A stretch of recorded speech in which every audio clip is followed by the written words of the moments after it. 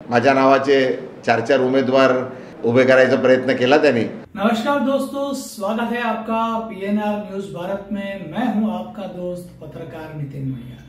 दोस्तों, जैसे कि आपने पिछले मेरे वीडियो में देखा कि ईशान्य मुंबई में किस तरह की राजनीति चल रही है। एक और वीडियो सामने आया है, एक और मुद्दा सामने आया है मिहिर कोटेचा जी का।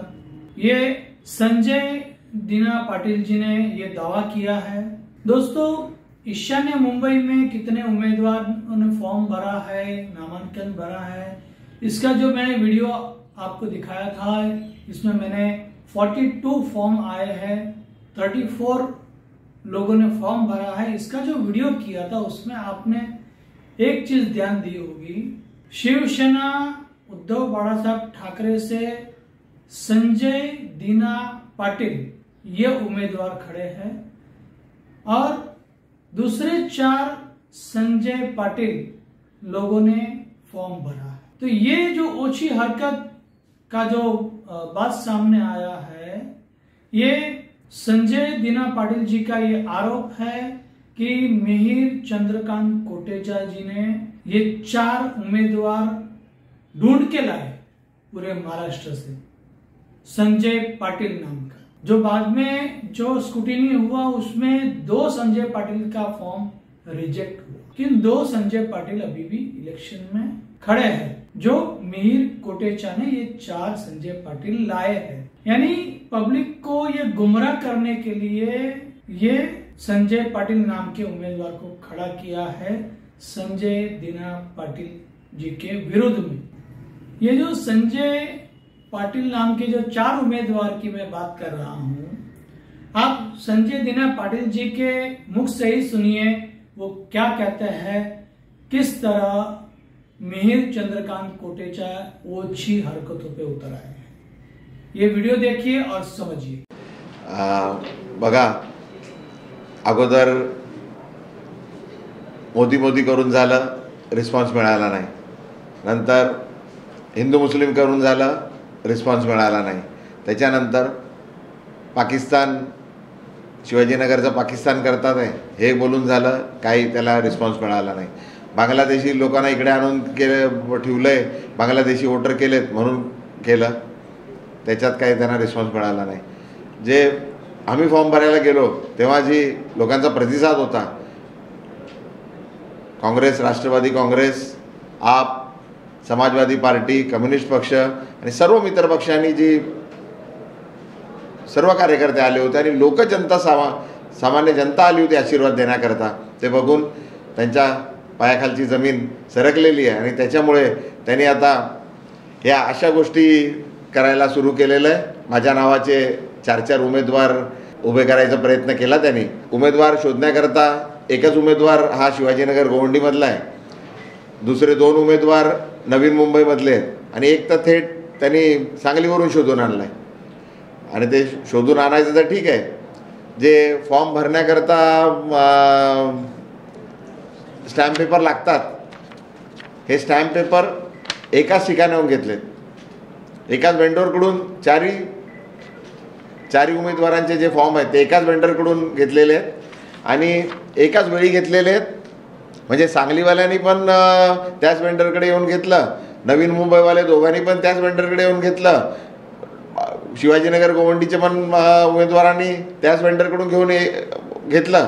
आणि आपण जर बघाल, मी ते आपण एव्हिडन्स ठेवलं आपल्यासमोर, एकाच व्यक्तीने हे 4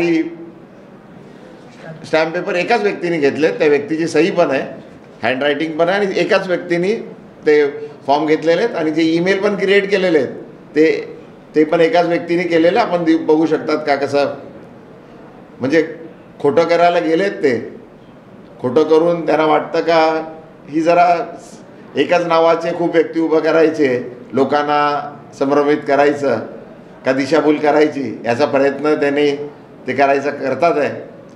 पण मी आपल्या माध्यमातून त्यांना सांगू इच्छितो की बाबा,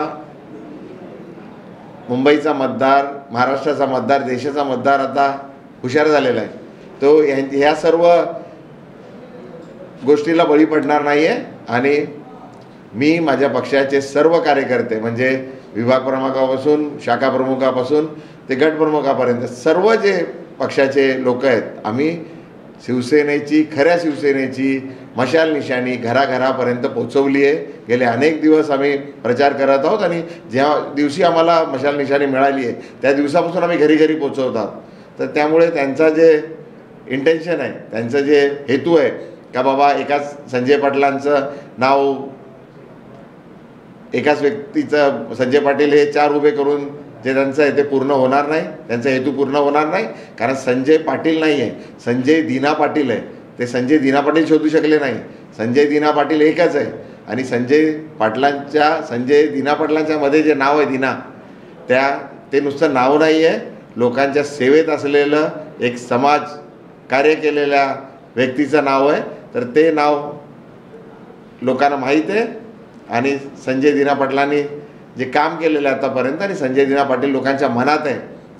आणि ह्यावेळी लोकांनी ठरवलेलं आहे, किती असे खोटारडेपणा करा, किती असं स्टंट करा, लोक बळी पडणार नाही आहे. लोकांनी ठरवलं आहे संजय दिना पाटलांना मशाल निशाणीवर खासदार बनवायचं आहे आणि संजय दिना पाटीलच ईशान्य मुंबईचा खासदार बनणार आहे. हे काळ्या दगडावरची रेष आहे. इलेक्शन में वोट देने जाएंगे तब संजय पाटिल ने दिखा, उसके सामने का बटन दबा दिया.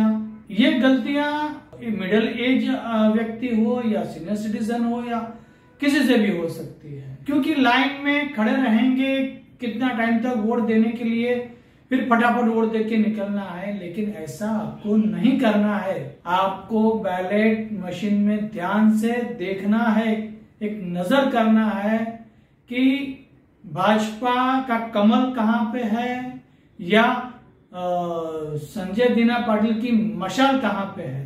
और आपको तय करना है कि आपको संजय पाटिल जो अपक्ष उम्मीदवार है, जो मिहिर चंद्रकांत कोटेचा जिन्हें खड़े किए हैं, उनको गलती से वोट जा रहा है या आप देना चाहते हैं संजय दिना पाटिल को, या ऐसे में कहूं कि आप संजय पाटिल जी को वोट देना चाहते हैं और दूसरे 2 संजय पाटिल बैलेट में दिख रहे हैं और आपने मशाल नहीं देखी या दूसरे संजय पाटिल जी का चिन्ह आपको नहीं पता, लेकिन आपने बैलेट मशीन में नाम देख के वोट कर दिया, तो आपका वोट फेल हो सकता है. तो आपको जिसको जिताना है, आपको जिसको चुन के देना है, आपको जिसको खासदार बनाना है और जो आपका काम करेगा, आप जानते हैं, आप चाहते हैं, उसको आप वोट दीजिए. मैं मेरी तरफ से किसी का भी नाम नहीं ले रहा हूं, मैं सिर्फ किसे